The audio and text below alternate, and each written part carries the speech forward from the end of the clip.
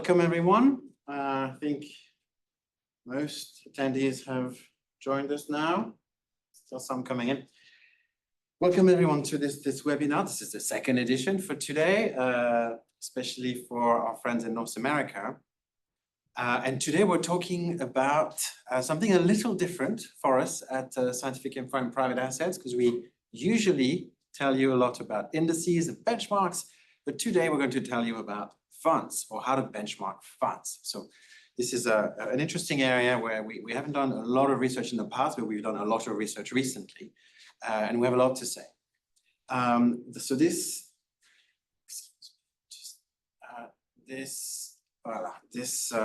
presentation is split into two parts. In the first part, I'm going to tell you about a paper that we published very recently about how to benchmark funds, why traditional peer group-based benchmarking for funds doesn't work very well, and how you can benchmark funds much better using the notion of alpha, and especially using a private market equivalent.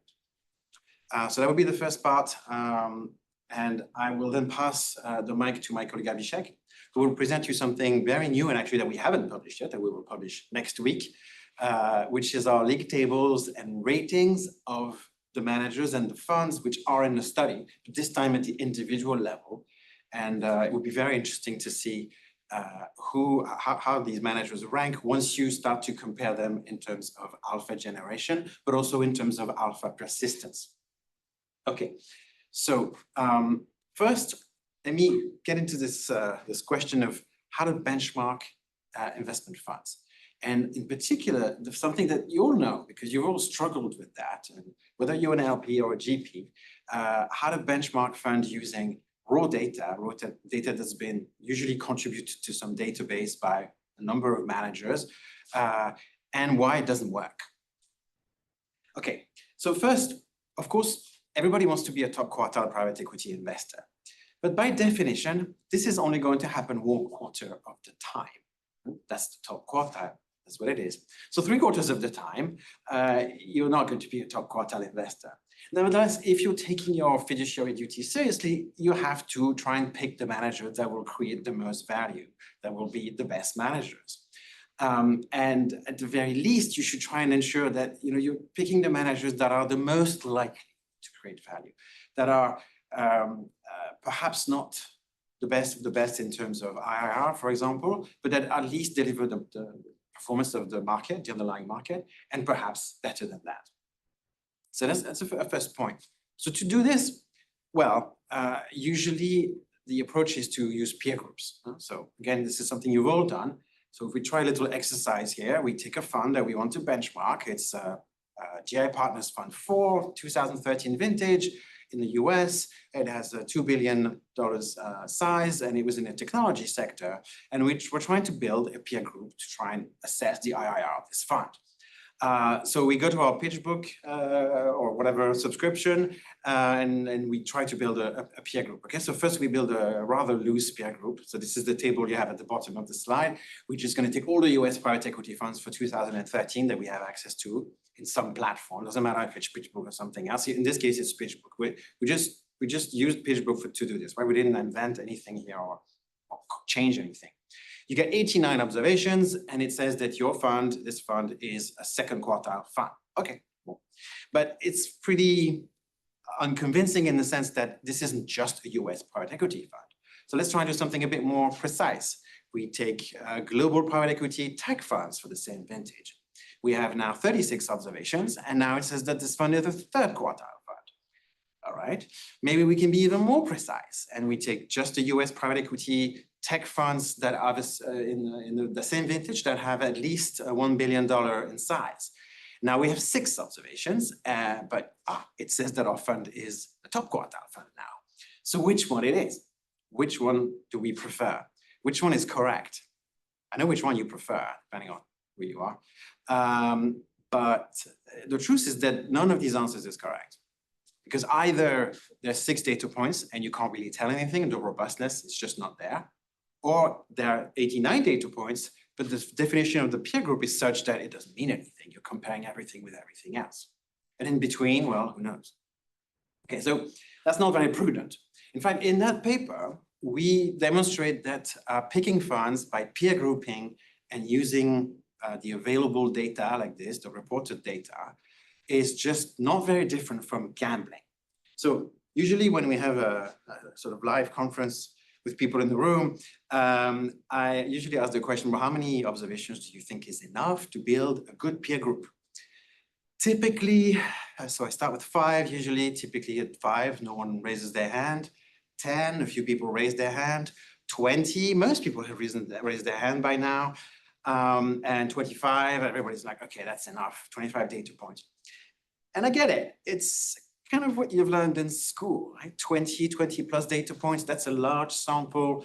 20 stocks, that's a well-diversified portfolio. So that's enough. It's not completely wrong, but it's true on average, one. And it's true when you're trying to define or determine one number, which in this case would be the mean of those 20, right? But here we're trying to do quartiles. So we're trying to look for 3 numbers, the difference between the first and the second quartile, the second and the third quartile, and the third and the fourth quartile. So to estimate 3 numbers, if we have 20 data points, we have to look at something called the confidence interval.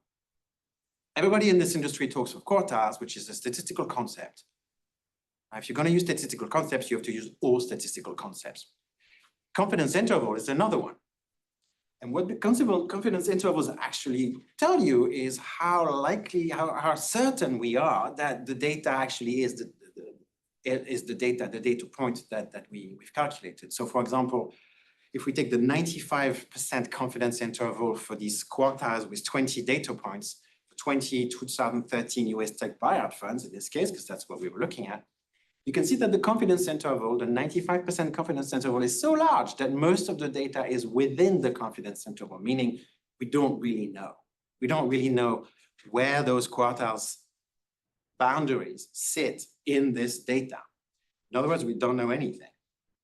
And if you put this in terms of betting odds, so in this table, you see how much data is outside of the confidence interval, we know it's different from the quartile boundary, and how much data is inside the confidence interval, meaning we don't know if it's above or below the quartile boundary.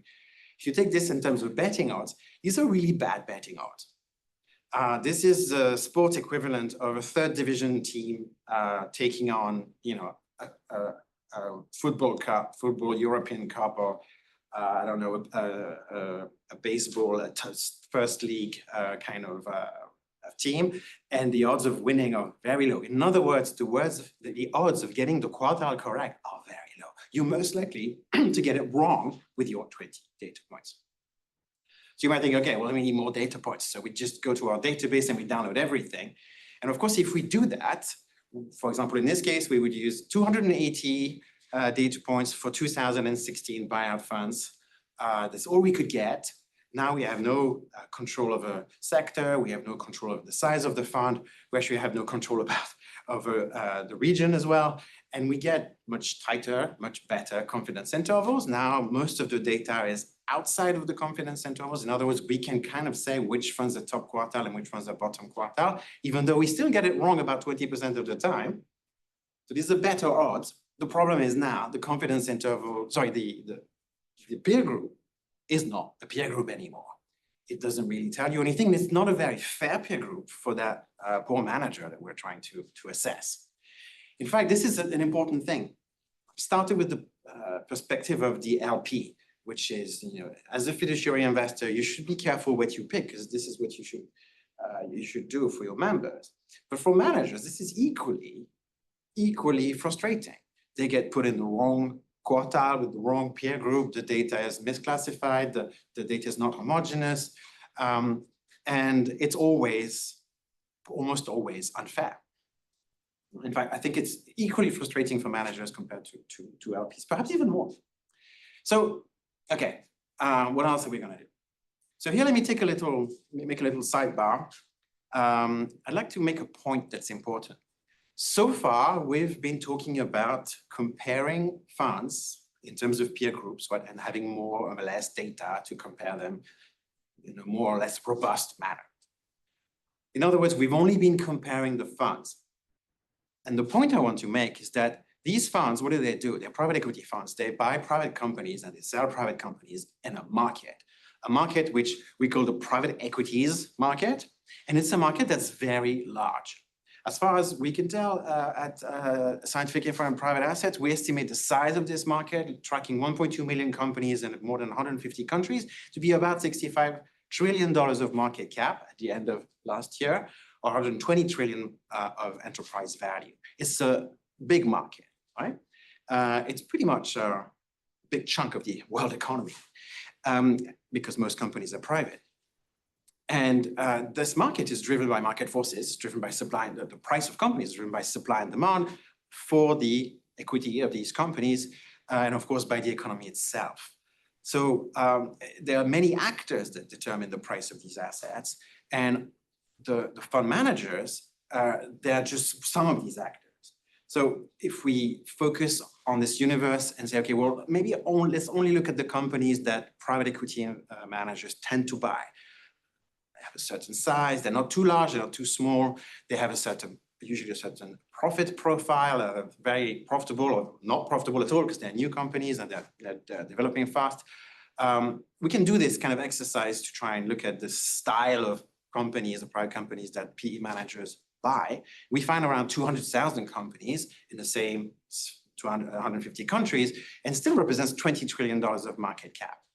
If you compare this with what funds exist today and what is on the books of these funds, PE funds today, it's depending on who you ask, 3 or 4, sometimes people say $5 trillion of AUM and about 30 or 40,000 assets and maybe 3,000 to 5,000 deals per year, depending on whether it's a good year or a bad year.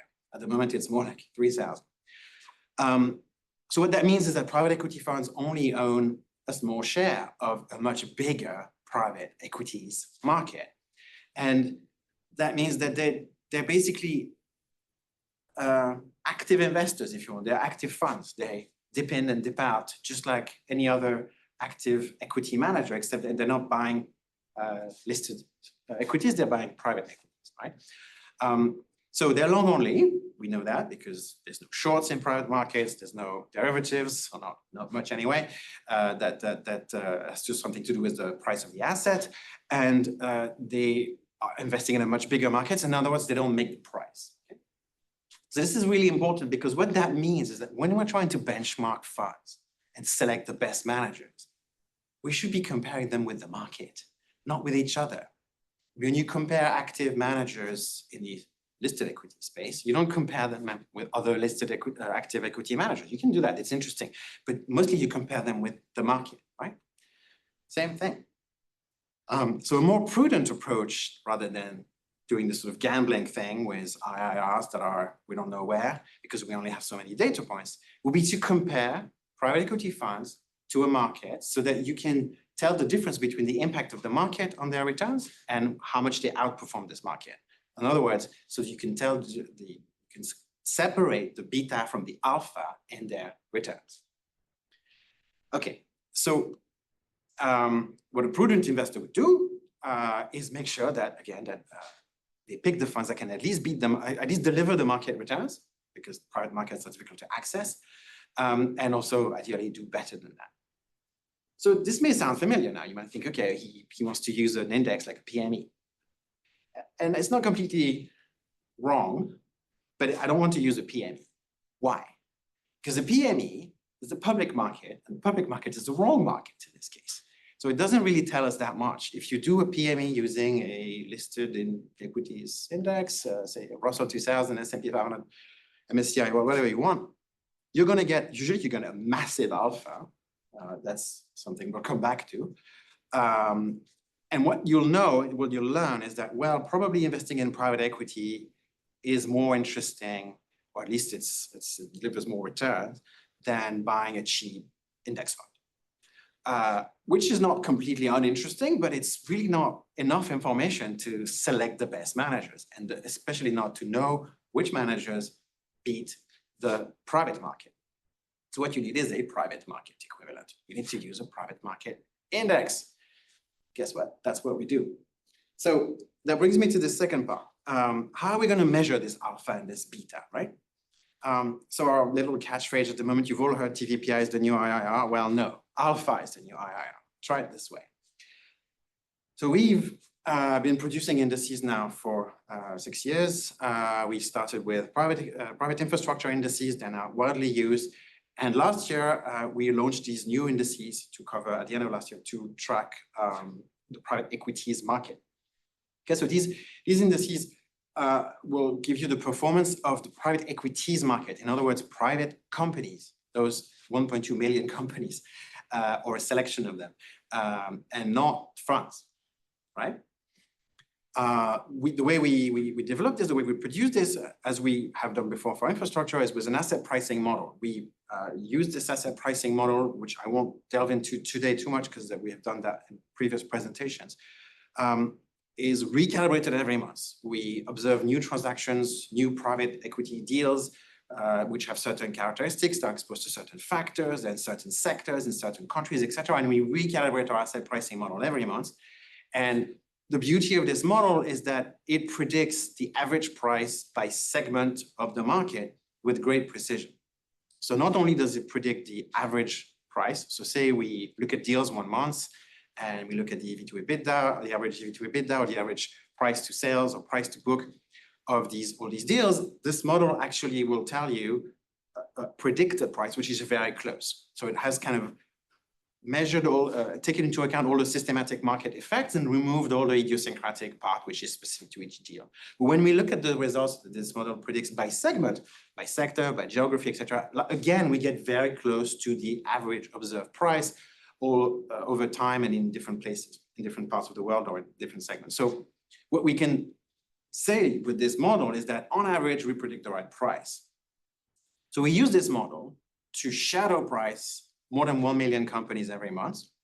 And then having priced all these companies, we then collapse all these prices back into an index, which of course is also an average. So if the model is precise on average, the index, which is just a weighted average, is also precise. And it's robust because these indices have, well, in the case of our flagship index, 2,000 constituents, sometimes more, at least several hundred. So we don't have any sample size problem anymore. We have the robustness, and we have the possibility to, because we have more than 1 million companies in our that we price, to build any kind of benchmark that we need effectively. And this will be very useful to build customized benchmarks later. So these indices, they look like this. These are our 2 flagship indices, Private 2000 for private equities, Info 300 for infrastructure. We won't talk about infrastructure too much today, but that's also in the paper, actually. They're registered with the European Securities Market Authority, so they're IOSCO compliant by definition. They are used by many investors these days. It represents many hundreds of trillions of AUM. And what's striking, perhaps, but also very powerful, is that they have, because they track the market, they have a realistic risk-return profiles. In particular, they have a level of volatility and Sharpe ratios that make sense, which is kind of reassuring. So what we're going to do is take a bunch of funds and their cash flows and use the direct alpha methodology, which everybody knows because it's now widely used. It's peer-reviewed, published as well since 2023, but it's been used before that. And this is something that consists of basically adjusting the cash flows of a fund to reflect the movements of the market and recalculating an IIR, which is not the IIR anymore, it's the alpha. In other words, it's the implied return once the cash flows take into account the movements of the market, right? It's a very simple, very elegant solution to extracting the difference between what the market does and what the manager does, the alpha, using just fund cash flows and NAV, which most investors would have, and a market index, and in this case, the right market index. So you can build a private market equivalent. And I'll show you in a minute why it's the right private market index. Now, so you're going to do this, your direct alpha, and you're going to split the IIR of all these funds that we have in the paper into 2 components. One is a market return, which is, again, the effect that the market has had on the returns of the fund, right? To what extent the returns of the fund are explained by the fact that the market goes up and down independently of the manager. As I was telling you, it's a big market. The managers don't control prices. Prices go up and down. Everybody wants to buy AI companies these days. The prices go up. Everybody wants to sell, I don't know, companies in the machine tool companies in Germany, prices goes down. So that's the market, right? And then, so part of the return of any fund is going to be explained by that. And then whatever is not explained by that is the alpha of the fund. And when you do this across many funds, and here I'm showing you an example with funds that all have returned their capital or almost completely returned their capital. Now, in other words, the question of whether the NAV is adjusted, I mean, is accurate or not, is kind of irrelevant. It's mostly cash flows. You do a direct alpha with the private 2000 index that I was showing you. And what do you find? You find that on average, the alpha is 0 net of fees. And on average, the market return part of the fund is basically most of the returns. On average, that means for the average fund across, in this case, 437 fully returned funds, buyout PE funds. And this is not too surprising, in fact, because it should be the case that on average, the alpha is 0 if the index is the right index, because the index is the average, right? Half of the population outperforms, the other half underperforms, and in the middle, there is the market, which kind of delineates the class, if you want, of the population into two. Roughly, and it doesn't have to be exactly 50-50 on each side, but it should be roughly like this, which doesn't mean, of course, that no manager produces alpha. Many managers on this histogram on the left-hand side of the screen, you can see produce a lot of alpha, 50%, 100%, in one case, 150% alpha. But these are individual cases. There are also cases of managers that deliver negative alpha. In other words, the market performed better than them. And on average, it's 0. So that's one thing, one finding, which is important. And the second big finding in this paper is that we're going to take that direct alpha approach a little further. And we're going to split this alpha into two. We're going to say, okay, part of the alpha is explained by the strategy of the fund. In other words, the total alpha was the difference between the fund return and the broad market index, the private 2000. But different funds may invest in different parts of the world, different sectors. They make strategic allocation decisions, which explains in part how they're going to perform. And then beyond that, there's what we call pure alpha, which is really what they've achieved as an individual manager, selecting companies, transforming companies, structuring deals, negotiating exit conditions, all of that, all those beautiful stuff that managers do, right? So now we're gonna need two indices. The first one is the same, the private 2000, to get the total alpha. The second one is a customized benchmark, which captures or represents the performance, the strategy of that individual fund. So for instance, if a fund invests only in North America and only in 2 sectors, then we can build an index that has these 2 sectors, maybe it's 50-50, and only America. And then that will give us an index for that strategy. So when we calculate the direct alpha with this customized benchmark, we will get a different kind of alpha. We'll get the pure alpha, because now we're controlling for the strategy, the impact of the strategy, the selection of specific segments of the market on the returns.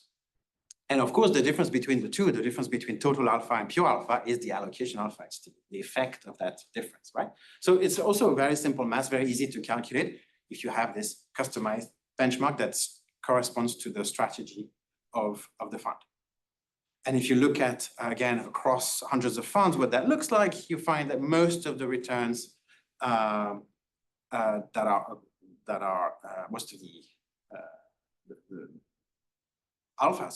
most of the alpha of these funds comes from asset allocation decisions. And most of the pure alpha of these funds, on average, is negative, right? Net of fees. Gross of fees, it would be about 0. Okay, so on average, for the average manager, they've picked segments of the market, countries, etc., which have performed better than the broad market index. But on average, they also haven't done that well in terms of at least net of fees, in terms of delivering something better than that. On average, once again, if you look at the histogram, there are many data points on the right-hand side showing that some of those managers do really, really well, but others do not so well. Okay, So this completely changes your perspective. You now have funds which have a top quartile IRR, but actually don't generate that much alpha, if not at all any. And vice versa, you now have funds which have a low quartile of IRR, but do generate alpha, sometimes very high alpha. So it gives you a much more robust and a much more directly comparable way to look at these different funds. Okay, that was the second finding.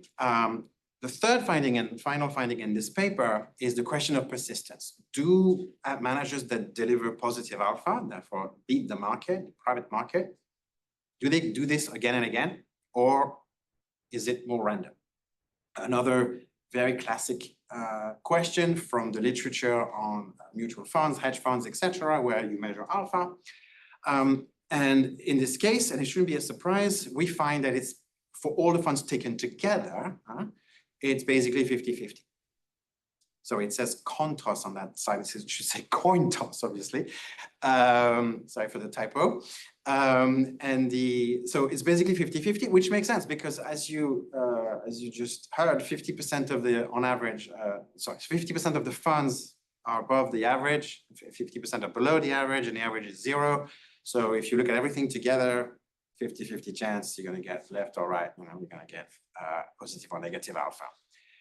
That's true of all the funds taken together. But when you look at individual funds, we start to see that they have, some of them actually do continue to generate alpha. So we have developed a methodology, which Abhishek will describe in a minute, to measure the persistence of the alpha of individual managers. And this then comes into to play in the ratings that we've created. But to conclude this part on this paper, well, we have these private equity buyout funds. They are long-only managers that invest in the private equities market, and on average, they don't generate alpha, which is exactly the same thing that we've known all along about every active manager or every active sort of asset class. So active is not an asset class, but active manager in every asset class through the academic literature over the years. First, again, if you have the right market index, it should be in the middle of the distribution. It should be the average. So it's kind of a proof in the pudding, if you want, that the indices that we produce are actually capture the average, because if you do this, you find that the average is 0, but the average should be 0. That's what it's meant to be. That's because it's a market. And again, this is something we've known also from the academic literature for a long time. The other very key important thing here is that most of the performance comes from the market. It doesn't come from alpha. It doesn't come from individual choices made by managers. Once again, there are plenty of reasons why the price of private companies goes up and down. It has to do with the economy, and it has to do with the supply and demand for these companies, which is by no means the preserve of private equity managers. There's plenty of other people out there who buy and sell companies or put money in companies and determine their price. So you should be receiving most of your returns from the market. The question is, what can you measure this? How can you actually extract this information from the fund cash flows? But a key thing is that having done all this, is that half of the fund managers do generate, and sometimes quite a lot. Okay, so you can download this paper, or you can ask for us. It's also ask us to send it to you. It's also on our website. It's a very powerful analysis. I think it's something that hasn't been done before for this asset class, so I highly recommend it. And now I'm going to let my colleague Abhishek take over and tell you about how, having done this research and kind of established this framework and use the indices that we produce to determine what the alpha looks like in private equities markets, we can now deploy all these findings into a completely different manner, which is to rank and to understand the drivers of performance of individual funds and individual managers. So Abhishek, over to you. Hello, everyone from my side as well, and hope you like this first part of the webinar where we presented this recent paper and established the idea why alpha works better for rankings than IRR or TVPI for that matter. And in the second part, we are going to use this in our latest exercise where we rank funds and GPs using this alpha measure. So I'm going to just take a sidebar to start with what is alpha for a private fund, just to define what do we mean by alpha in private markets. And it's not too different from any other asset class, whether it's mutual funds or hedge funds. Alpha, by definition, it just measures the excess return of an investment after you have adjusted for market risk, right? So pretty simple concept. And in private funds, it's also not that different. We are basically trying to answer this question that did the manager outperform of what was expected of them, given the level of risk that they took, how the market environment changed, etc. So we have an example here that a fund with 10% return may look good from a high level, but if the market returned more than that, then alpha was in fact negative. So the fund wasn't as successful in that case. So alpha in itself is a very powerful measure of performance because it has control for market risk. And in the end, the result that you get is like a risk-adjusted performance measure. So you can compare it, uh, based on a specific benchmark for each fund. You can fairly compare multiple funds and managers against each other. And that's what we set out to do. So in this, to develop this exercise, we basically computed these different metrics that Frederick presented earlier: total alpha, pure alpha, allocation alpha, for a large sample of funds, which I'm going to just talk about in the next slide. We estimated the persistence of positive alpha for all the GPs that we covered in this study. We also compared alpha at individual fund and manager level. So we looked at their median alpha of their past funds. And in doing so, we provide a reference to select fund and managers based on their historical track record. So it's going to be an extremely useful exercise for both LPs and GPs in that sense. And finally, we also built a tool which allows users to compute alpha directly with just funds, cash flows, and NAVs. I'm going to talk about this right at the end of the presentation. So the data that we've used for this exercise and this report are about 600 buyout funds for more than 150 fund managers. And in these charts, we show you the distribution by vintage years in the left chart and the distribution by regional focus of the funds. So by vintage years, we see that it's quite evenly split across years from 2013 to 2023. There's a couple of low outliers. And by regional focus, we find that about 3/4 of the sample is focused on America's region, which is quite normal in buyout space. And the data that we collect for these funds includes cash flows, so historical contributions, distributions, net of fees for all these funds, net asset values of these funds, and their strategy, so that we can define and build a benchmark that is specific to the strategy of the fund. Now, using this, we start the rating exercise. So first, I'm going to talk about GP ratings. I'm going to cover what metrics do we compute, what do these metrics tell us, and then show you some league tables for different GPs in different categories. When we talk about metrics, we calculated these 4 things for each fund manager, each GP that we tracked in this sample. Average total fund alpha, by looking at the historical funds and how much alpha each of those funds generated. Similarly, we looked at their average allocation and pure alpha, average fund beta. So here we use that idea that IRR is a combination of alpha and market return. And so using market return and IRR, we deduced how much risk each fund is taking against the market. And that's what we refer to as beta here in this case. And at the GP level, we just took an average of their historical fund betas. And the most important, probably a forward-looking metric is GP skill score.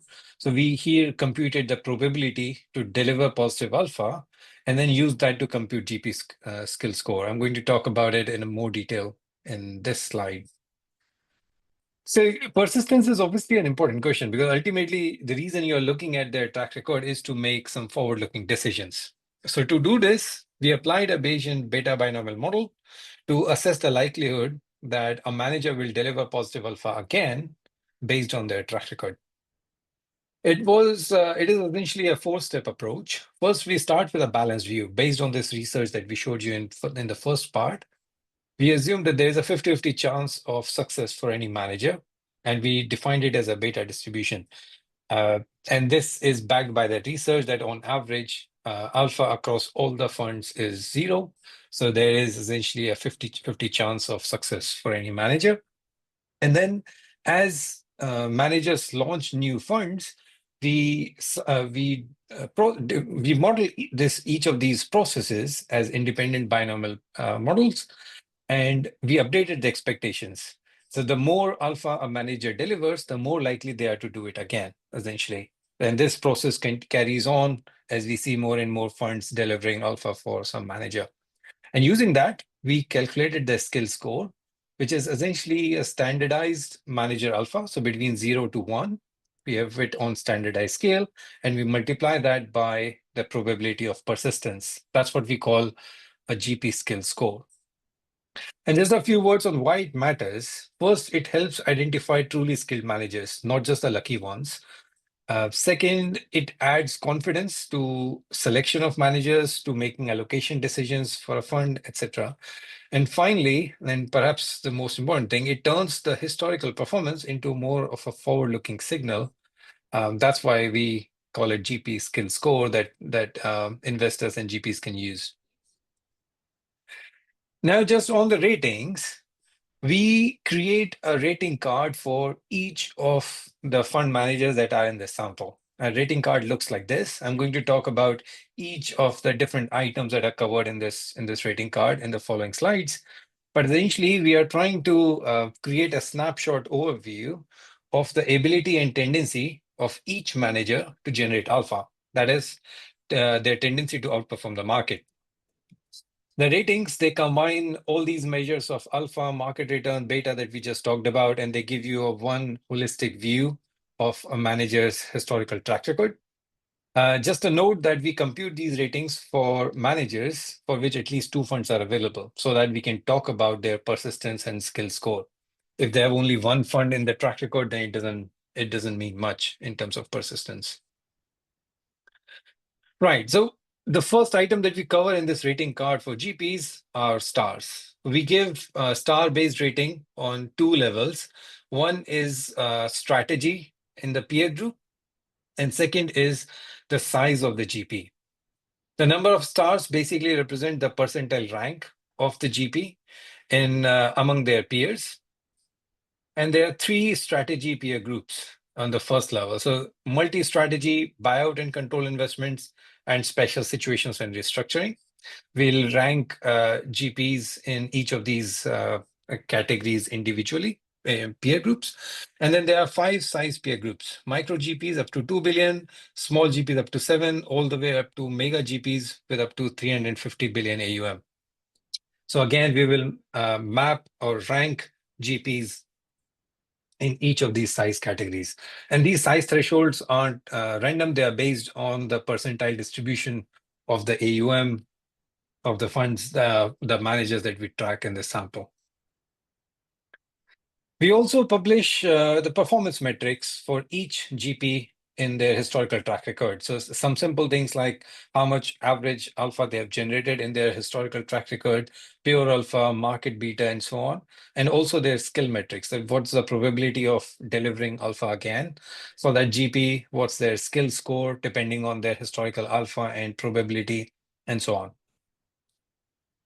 We also create a skill style box. So this is a way to classify each manager depending on their historical alpha and their probability of future positive alpha. So here we have 4 boxes. First is called sharks. These are the managers that have consistently delivered positive alpha in their track record. So there is their median alpha is positive, but also there is persistence. So probability of next fund delivering alpha is also quite high. Then there is this unlucky category where alpha was persistent, but their average alpha was negative historically. So while there is some skill, but they have been unlucky in delivering alpha overall. There are lucky fund managers as well, where they have had positive average alpha, but not much consistency in the past. And finally, there are fishes where they have underperformed historically, and they haven't had much average alpha in their historical funds. In this rating card, we also show these scatter plots. So first scatter plot is between allocation and pure alpha. And the way to read them is the red dot represents GP's performance on these two metrics compared against their peers by region, size, and strategy. And same, you can do this by skill score versus pure alpha of each manager. Again, it gives you a very nice visual representation of where does this GP rank against the peers, how are they doing it on different metrics, and so on. Right. Now, how to understand these metrics? So here, I'm going to take a few examples. On this chart, I'm showing you total alpha versus pure alpha across all the managers that we have in the sample. And the colors represent the range of allocation alpha for these managers. There are two important conclusions. Total alpha and pure alpha are very strongly correlated. We see that, and it makes sense that when whatever alpha the GPs generate or don't generate, it correlates highly with their pure alpha, that is the alpha against their specific benchmark for their funds. We also have one important finding that some GPs can have very high total and pure alpha. So in the top right corner, but out of those as well, some have very high allocation alpha too. So the lighter pink dots. That means that these GPs are able to generate alpha from both sources by gravitating towards better performing segments in the market and also picking better deals and structuring these deals better and so on. Similarly, we can analyze fund beta versus total alpha across all the GPs. Here on the x-axis, we have standardized median fund beta for each manager. And on the y-axis, we have average total fund alpha for each manager. And the colors represent the range of pure alpha. And again, we have two important conclusions. Most GPs need to take market risk to deliver high positive alpha. That conceptually makes sense, that alpha doesn't come for free. So the more risk is taken in this market, the more chances that the GPs can deliver alpha. But we also see that there are some funds and managers who achieve high alpha, but with limited or if not negative market beta. So that's possible, but it's rare and not very, not very common. Similarly, we do this by skill score that we just talked about that incorporates the probability of delivering high alpha against total alpha on the y-axis, and the colors represent the range of pure alpha. And we make two conclusions. The GPs with very high alpha usually have high skill, meaning their strong outperformance against the market isn't just a matter of luck, that there is some skill that they're using to deliver that alpha, which should be the case ideally. And some managers with lower skill can also generate positive alpha, but they are less consistent over time. That means that alpha is not as persistent as with skilled managers. So very important findings. And now we use them to create different league tables. So the first is the league table by size of managers. And what we found was that mega cap GPs perform well, but mid and small size GPs produce even more alpha. So we are going to show this in these next few slides. And just a quick word on how to read this table. So this table ranks managers which are very large in size in AUM. They are between 95 to 345 billion of AUM. And in this table, we're showing you pure alpha percentile rank, pure alpha. So the percentile is based on this pure alpha of each fund manager, the probability of generating positive alpha in their next fund, the star ranking, and skill rating. So the star ranking is based on these percentile of pure alpha, and skill rating is based on pure alpha and their probability of delivering alpha in the future. So in this table, we find that Thoma Bravo tops this list. They have a very large pure alpha, and to deliver it at that scale, that was remarkable and that puts them top of this table. You also find some other managers like Brookfield, which is known more for infrastructure, but their private equity funds 4, 5, and 6, they've all delivered positive alpha. We have also some other big names like KKR and Blackstone, where we track 11 of their past funds, and they show up in this top list, delivering good alpha. In this table, we note that Carlyle and CVC managers, they have sort of lagged behind other large-sized GPs if you look at their historical track record, and that is very clear in this list. While it doesn't mean that all their past funds haven't done well, but it's on aggregate that their alpha has been behind other peers. Similarly, we can compare these managers in the mid category, so AUM of 7 to 17 billion. Here we find SK Capital and Arcline as the top two managers in this list. But one thing that I wanted to point out here is that while SK Capital had much higher alpha and gets the top rating, their probability of positive alpha was just 50%. That means not all of their funds have done well, and historically, and their probability of delivering alpha in the future is not that high. And that's why their skill rating is lucky.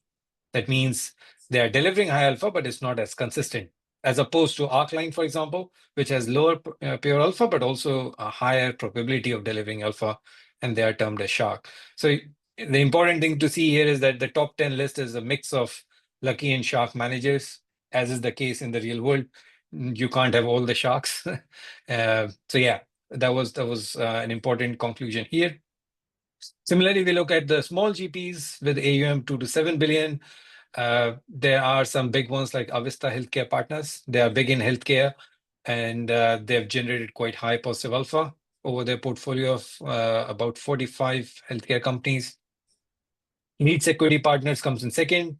They look at more the knowledge industries, but their 2016 vintage fund was very strong. That has led to a very high pure alpha for that GP.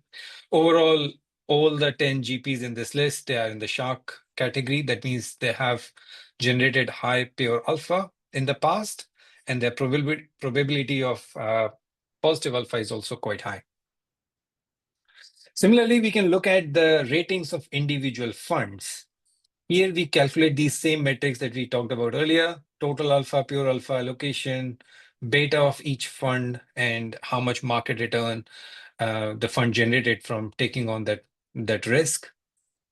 And we use them to create a rating card like this for each of the 600 funds that we have in this exercise. This rating card again allows us to compare funds against their peers based on vintage, market, and size groupings.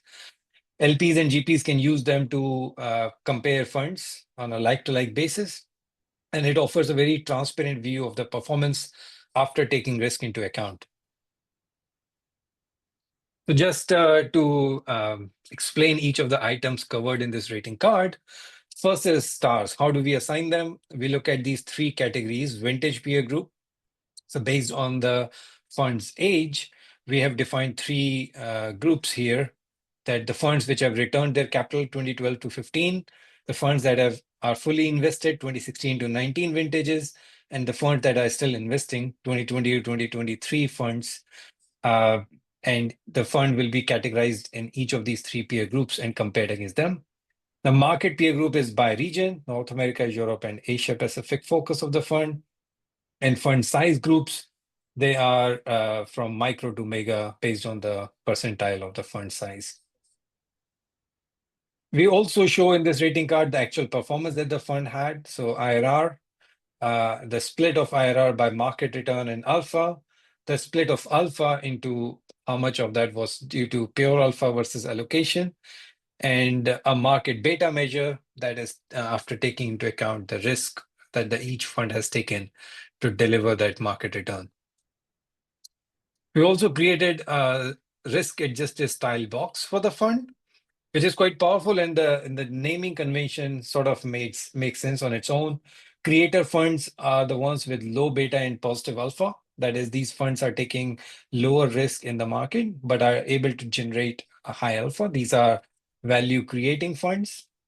There are some leader funds, which take high risk, so they have high beta, but also deliver alpha for that risk. So very relevant and leading funds in the market. Then we have followers, the funds that have high beta but negative alpha. So they do generate return by taking on more market risk, but overall their alpha isn't very high. And laggards, that is the funds which are not taking much market risk, they have low beta, and they also don't generate much alpha. Their alpha is negative overall. Finally, in this rating card, we also do this peer group quartile ranks, which ranks IRR, alpha, and beta of each fund by vintage peer groups that we showed earlier, market peer group, and size peer group of that fund. So in just one view, you can understand how this fund is performing across these different dimensions. And also there's scatter plot of alpha and beta, which shows in a very visual manner again that how is the fund performing against the peer groups in region, size, and vintage, and so on. Now, using this method and all these metrics that we talked about, we created these league tables for all the funds in our sample. Here we are showing you the league tables by still investing fund, by vintage group category, but we also have these league tables in the full report by all the dimensions that we just talked about. The important conclusion was that the top 10 best funds have returned almost twice more alpha in more recent vintages. Now, this could be due to the weaker private equity environment over the last few years, that there are some funds that are able to generate much higher alpha in this challenging environment, whereas historically, more funds were generating returns due to the market overall growing and the valuations growing and so on. Again, this just to explain this table, we have the names of the funds, their percentile rank by pure alpha of each fund against a specific benchmark for that fund, its vintage year, star rating, and the style rating that we just talked about. So if you look at the still investing category, the vintages 2020 to 2023, we find SK Capital Partners and Avista lead the returns, both with very high alpha. But there's some very large funds in this list as well, from Blackstone, EQT, and so on. Similarly, we can look at the top invested fund category, the funds which belong to vintages 2016 to 19. Here again, we find that SK Capital's SKCP Catalyst Fund is the top performer with a very high pure alpha. But also there are some mega funds in this list, like Nordic Capital, which is a 5 billion fund, and to deliver alpha at that scale is remarkable. There are some mid-market funds as well, like Kessler and Arkline, that produced great alpha for their 2018 vintage funds. Overall, you can see that the top 10 list is sort of a mix between leader and creator, because they have delivered high alpha. They have to be in one of those two categories. But some funds are taking a lot more market risk within this list as opposed to others. And finally, more mature vintages, the funds that have returned most of their capital. Here, again, we find that Petria Brazilian private equity fund is the top, but we have funds from all over the world. We have some Asian funds from Carlyle, from Affinity. We also have some European funds from Bridgepoint in this list, and so on. We have made it easy for you to do this with privateMetrics, because obviously the next thing you want to do is compare or calculate alpha for your funds that you are interested in, for the managers that you are interested in. So we've made it quite easy with privateMetrics API. All you need is funds, historical cash flows, and NAV. And within the API, you have a direct alpha feature now, which lets you pick a privateMetrics market index. So an index that can represent the whole asset class. A benchmark for the fund strategy. You can use either one of the pre-made indices, or you can create a custom benchmark, again, within privateMetrics for the fund strategy. And the API does the rest, really. It calculates total alpha, allocation alpha, pure alpha, and everything for that fund. So it gives you all the metrics that you need to make an assessment about that fund or the manager.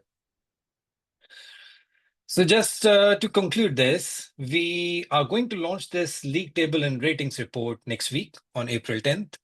It's going to look at 600 funds. So each fund's rating card that we explained to you More than 150 GPs are included in this report. So you can assess the performance of each of these GPs' track record. Alpha league tables are produced by size, vintage, strategy, geography, and so on. So all these different dimensions that we didn't cover in this presentation are available in this report. And it's an exhaustive report of more than 800 pages. So it will take you some time, but very interesting if you're keen on understanding the performance of this market and the funds. And the benefits are really for everyone in the industry. Ratings allow you to have a more objective and risk-adjusted measure when they are based on alpha instead of IRR. LPs can use this to assess manager skill and make decisions about their investments and selection of managers and so on. GPs can use this to benchmark against other funds managers. They can use it to highlight their value add and support their fundraising efforts. And most importantly, peer group comparisons are made more transparent, more fair, because these ratings are adjusted for market and strategy effects. So it's a more clear-cut comparison for GPs and funds across the board. That's all from me. If you have any questions, I don't know if Frederick have answered them, but we can take them now. Or if you have any more questions, please do so. Yes, there were many questions, many very good questions. Thank you for these. I have, I think, answered them. Yes, so we can let you go. And again, next week, keep an ear out or an eye out for this report, which we'll distribute then. Thank you, everybody. Thank you, Abhishek. Thank you. Thank you for joining. Thank you to the team as well.